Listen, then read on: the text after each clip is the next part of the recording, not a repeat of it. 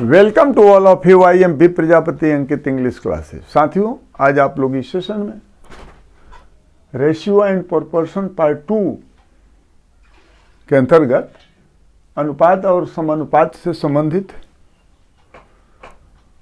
कुछ पार्ट 1 से आगे बढ़कर बातों को जानेंगे और उनसे संबंधित प्रश्नों को हल करेंगे। तो आए देखें वे क्या है। जैसे मान लीजिए आप लोगों के सामने एक प्रश्न हम रख रहे हैं, x अनुपात y बराबर y अनुपात z, तो x स्क्वायर अनुपात y स्क्वायर बराबर क्या होगा। तो जैसा कि पार्ट 1 में आप लोग पढ़ चुके हैं कि जो अनुपात होता है उसको बटा में भी लिख सकते हैं, और नहीं भी लिखेंगे तो दूर वाला दूर से गुणा कर लेते हैं और नज़दीक वाला नज़दीक से कर लेते हैं। जैसे मान लीजिए बाहर को बाहर से कर लिए, बाहरी से, और भीतर को भीतरी से कर लिए, यानी नज़दीक वाला नज़दीक से और दूर वाला दूर से गुणा कर दिया। यानी इसको हम ऐसे भी लिख सकते हैं कि y को y से गुणा किए तो क्या हो गया, y स्क्वायर हो गया। अब बराबर क्या हो गया, x z हो गया। हाँ, x और z से गुणा किया तो ऐसे भी हो सकता है। तो अब यहाँ इसको हल कर लें, पहले इस विधि से देख लें तो और एक दूसरी विधि बताएंगे। तो अब हमको फाइंड आउट क्या करना है, x स्क्वायर अनुपात y स्क्वायर का मान क्या होगा। तो y स्क्वायर का मान हमको मालूम हो गया, x z। तो चलें अब प्रश्नानुसार x स्क्वायर अनुपात हो गया और y स्क्वायर है, तो y स्क्वायर की जगह पर हम क्या लिख देंगे, एक्स जेड लिख देंगे। मान प्राप्त है y स्क्वायर का। तो अब देख लें, हाँ इससे ही कट गया, एक x बच गया। चलिए अब यहाँ पर क्या हो गया, आपका क्या बच गया, x बच गया अनुपात z बच गया। आंसर हो गया एक्स स्क्वायर अनुपात y स्क्वायर बराबर क्या हुआ, एक्स जेड हो गया। ठीक है, अब आगे दूसरा विधि देख लें, एक और विधि।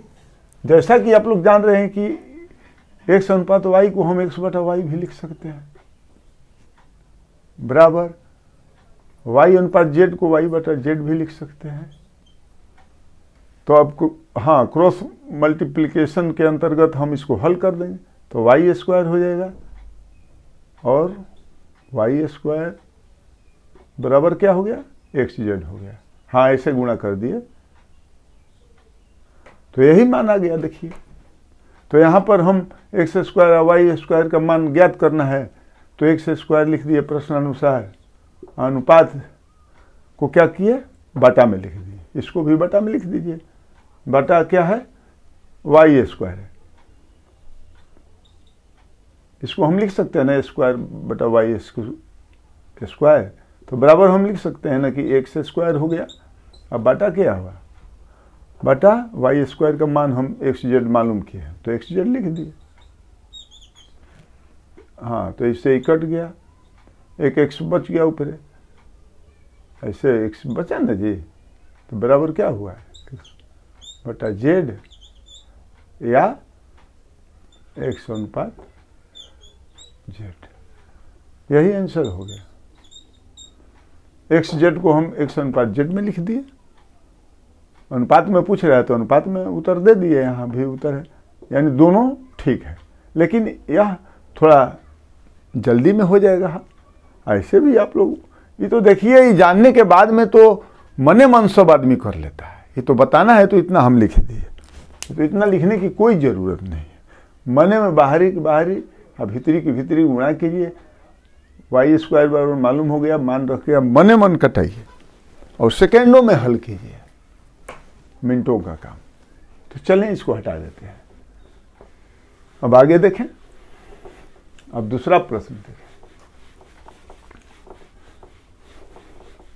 तो कोई संदेह नहीं रहता होगा, जो अभी हम ट्रिक्स बता रहे हैं तो कोई जटिलता नहीं है, केवल जानना है। देखिए, यात्रा धीमी हो लेकिन सुरक्षित हो और सफल हो, उसमें बहादुरी है। प्रश्न अधिक हल कर दिए, जानकारी नहीं हुआ, सारा प्रश्न का उत्तर गलत हो गया, क्या फायदा। चलें अब दूसरा प्रश्न देख लें। दिया हुआ है कि 2a बराबर 3b बराबर 4c है, तो सिद्ध करना है क्या, a अनुपात b अनुपात c बराबर क्या होगा। तो ऐसा यदि स्ट्रक्चर हो, हाँ, अनुपात और समानुपात से संबंधित किसी प्रश्न का, तो इसमें कुछ करना नहीं है। क्या करना है कि जिसका, देखिए a अनुपात b अनुपात c का मान ज्ञात करना है ना, तो a का मान जिसका ज्ञात करना है उसको हटा देंगे। हाँ, इसको हटा दिए। अब जो रेस्ट बचा 3b या 4c, तो इसमें संख्या क्या है, 3 है 4 है, इसको गुणा कर दिए, तो जो गुणा करने पाएगा वो a का मान हो जाएगा, तो a के पास लिख दिए, तो 3 चौका 12 हो गया अनुपात। अब चलिए a का मान मालूम हो गया, अब b का मान मालूम करना है, तो b को जिसका मान मालूम करना होगा उसको हटा देंगे, तो b को हटा दिए, तो क्या हो गया, 4 दूनी, हाँ 8 हो गया, गुणा कर दिए तो b का 8 हो गया। अब b का हमारा मान मालूम हो गया, तो अब c में, तो इसको अब c को हटा देंगे, तो क्या बचा, 3 दूनी 6 हो गया, आंसर हो गया, कोई जटिलता नहीं। ऐसा स्ट्रक्चर रहे अनुपात और समानुपात से संबंधित प्रश्न का, तो कुछ नहीं करना है, जिसका मान निकालना है उसको मने मन हटा दीजिए, इसको घेरने की कोई जरूरत नहीं है। ऐसे हाथ भी रख सकते हैं कि न दिखाई पड़े, अरे मने से तो सब कुछ होना है, तो क्या बचा, ऐसे बचा, इसका मान निकाल, इसको ढक दिए, इसको ढक, अच्छा ऐसे घेर दिए, चाहे मने में हटा दिए, कोई घेरने की जरूरत नहीं, कोई ढकने की जरूरत नहीं। a का मान करना है, मने में हटा दिए, क्या बचा, 3 चौके 12 लिख दिए। b का मान निकालना है तो मने में हटा दिए, 4 दूनी 8 लिख दिए। इसमें क्या ढकने की या घेरने की जरूरत, हाँ बताना था, समझाना था, तो इतना लिख दिए। चलिए अब आगे बढ़े।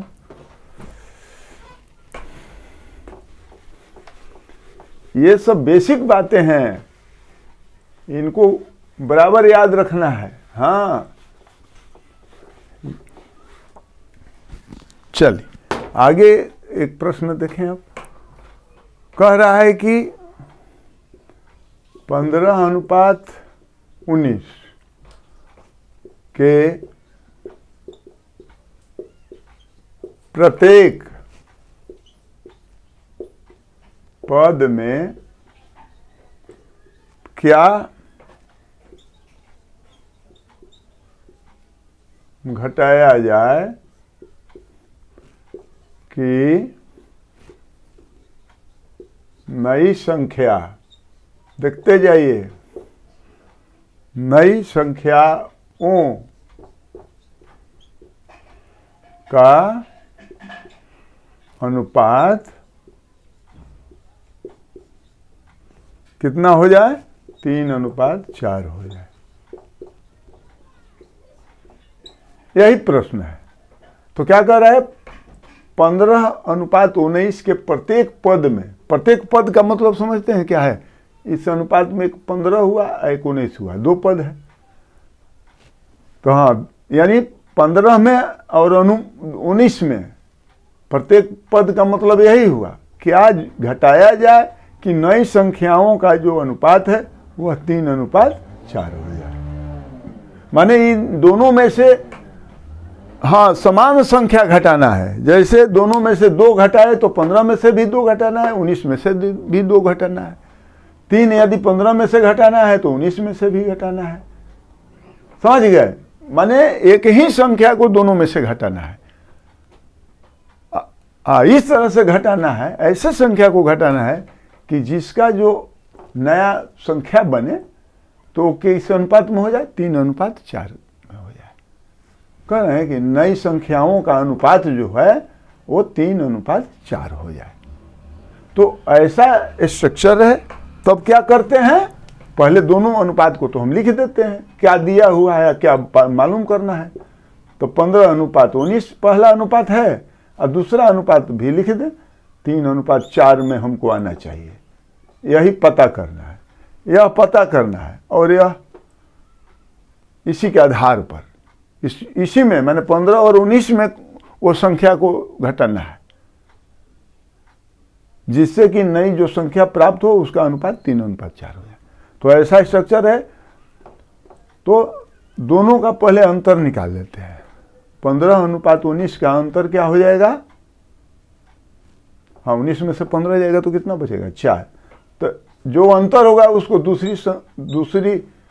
दूसरा जो अनुपात है उसमें गुणा कर देंगे, और इसका जो अंतर होगा यानी 4 में से 3 गया तो 1, तो इसका अंतर को गुणा पहला अनुपात में कर देते हैं, यानी पहले अनुपात का अंतर दूसरे अनुपात में गुणा कर देते हैं जो अंतर आता है, और दूसरे अनुपात का जो अंतर आएगा उसका पहले अनुपात में गुणा कर देना। तो देखिए 4 में से 3 घटा 1, तो 1 का गुणा पहले अनुपात में कर दिए, और 19 में से 15 घटा तो 4 हुआ, तो 4 का गुणा दूसरे अनुपात में कर दिया। अब आए इसको हल कर ले, तो 15 में 1 में गुणा हुआ तो 15 हुआ, अनुपात हो गया, 19 हो गया। हाँ, 19 से 1 से गुणा हुआ तो 19 हुआ।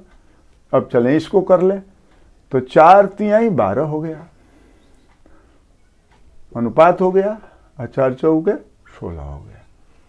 अब साथियों, अब यहां पर देखें कि 15 और 19 में, जैसे 15 में कितना जोड़ेंगे कि घटाएंगे, 15 में कितना घटाएंगे कि 12 आएगा।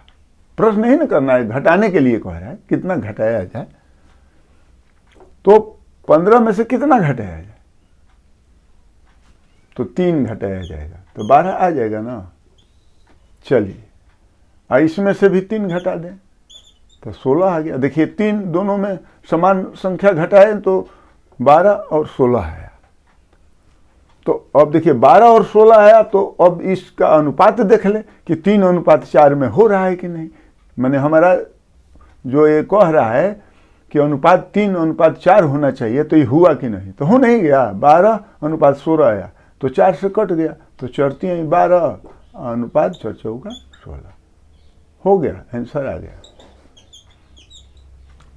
तो देखिए वो क्या है, संख्या 3 है, 3 आंसर होगा, 3 आंसर हुआ। आ गया ना। चलिए आंसर क्या हुआ, वो कौन संख्या घटा है? 3। दोनों में से 3 घटा दिए, आंसर। अनुपात भी हमारा देखिए हम मालूम हो गया, 3:4। ठीक है, चलें आगे बढ़ें।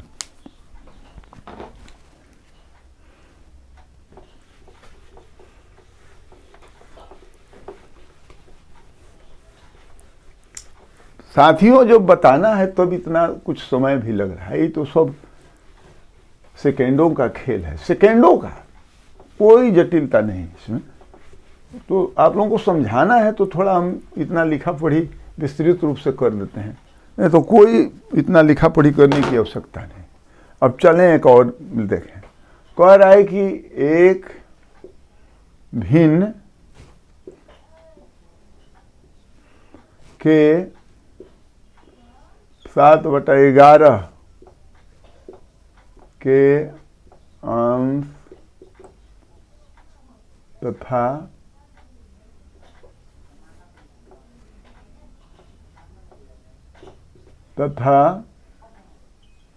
हर प्रत्येक, कह रहा है प्रत्येक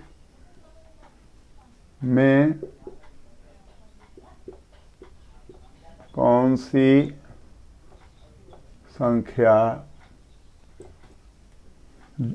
जोड़ दी जाए, इसमें जोड़ने को कह रहा है, जोड़ दी जाए कि भिन्न जो है वो 2/3 हो जाए।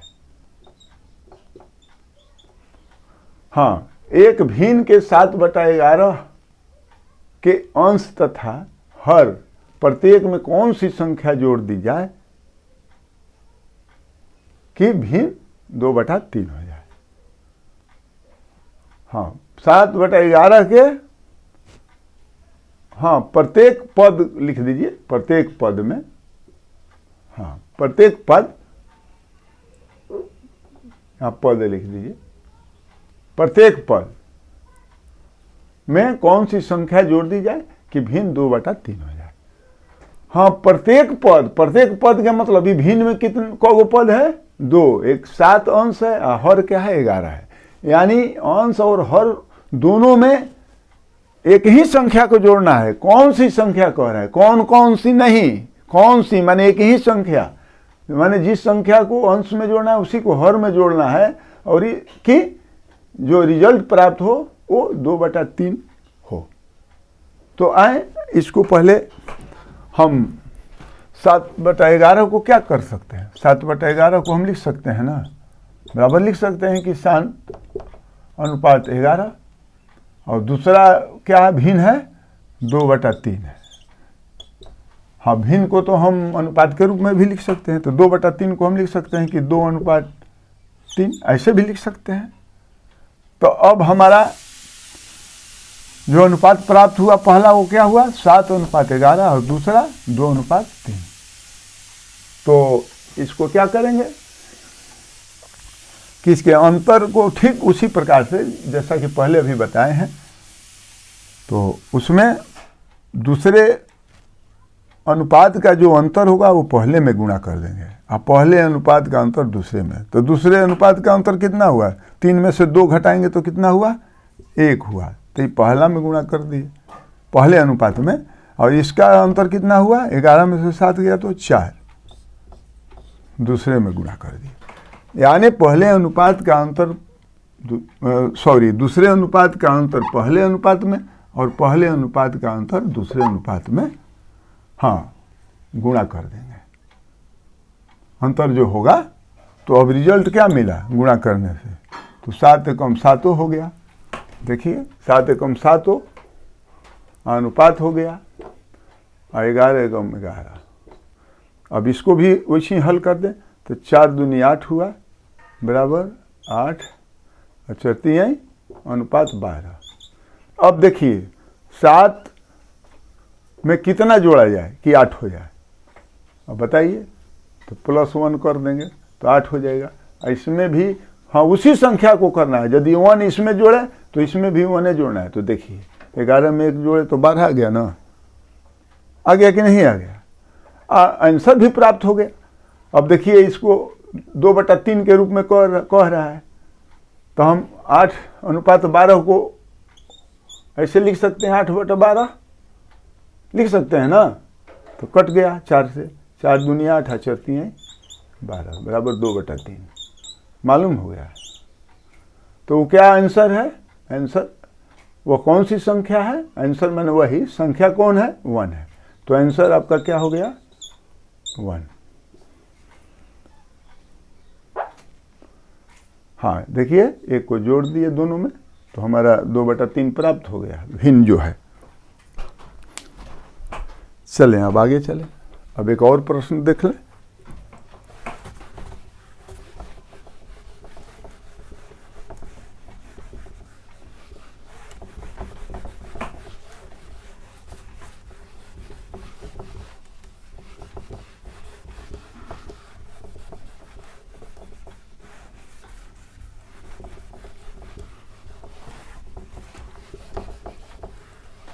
चल, अब एक और प्रश्न है आप लोगों को, कह रहा है कि 1400 रुपये को ABC के बीच 2:7:5 के अनुसार बांटना है, बांटा गया।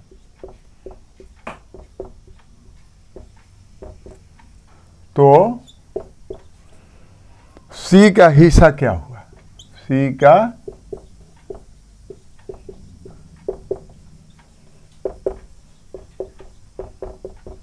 क्या होगा?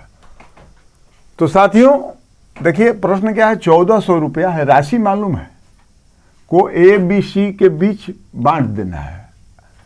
कैसे बांटना है? तो 2:7:5 के, हाँ इसी अनुपात में बांटना है। राशि कितना है? 1400 है। तो ये हाँ, ये जो अनुपात का योग है कितना, 7 2 9 अपन 14, तो अनुपात जो 14 है वो 1400 के रुपया के बराबर है। हाँ, कुल अनुपातों को जोड़ देंगे तो क्या होगा, 2 + 7 + 5 बराबर 14 हुआ ना। तो जो ये अनुपात जो 14 हुआ, माने ये अनुपातों को हम जोड़ दिए। चलिए, अनुपात 2, अनुपात 7, अनुपात 5 को जोड़ दिए तो कितना आया योग, अनुपात 14। तो अनुपात 14 जो है ये कितना के बराबर है, 1400 रुपये का।